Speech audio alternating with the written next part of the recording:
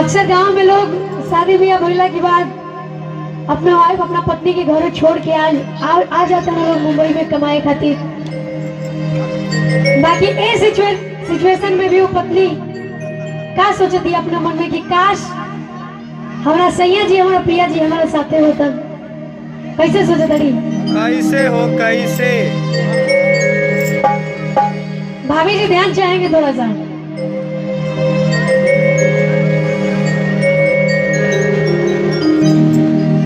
केवाड़ी के पाला केवाड़ी के पाला अगर बंद पईने हो किसी कड़िया बजइहा तुझइहा नया की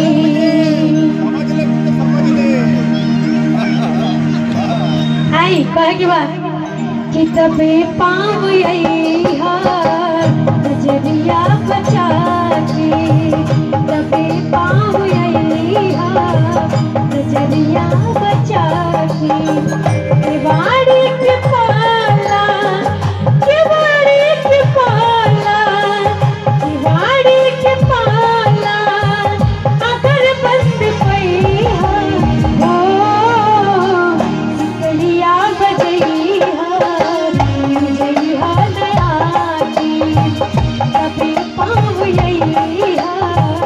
नजरिया बचा के।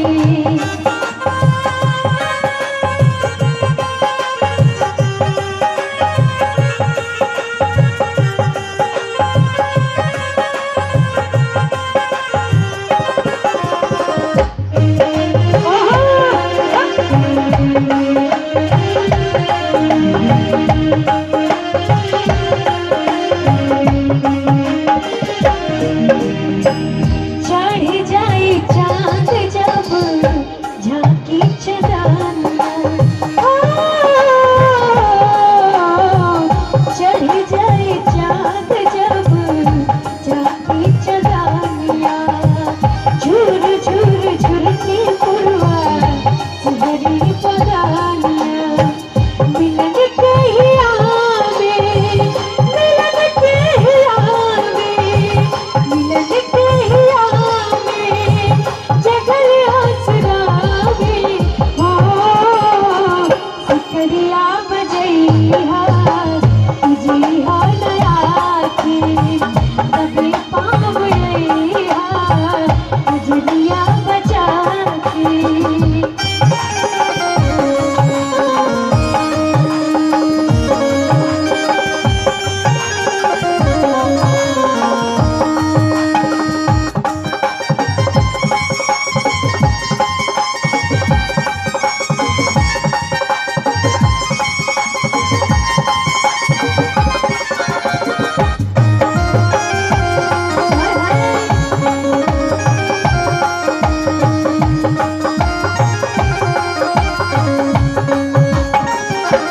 और किसी की बात अड़ी बाव की जवानी की बात पढ़ लिए सवालिया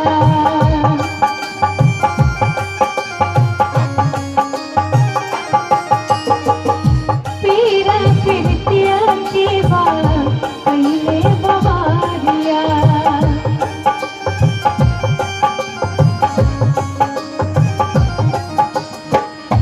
बाव की जवानी की बात पढ़ लिए सवारिया पीरा पिरतिया की बात पहले बवारिया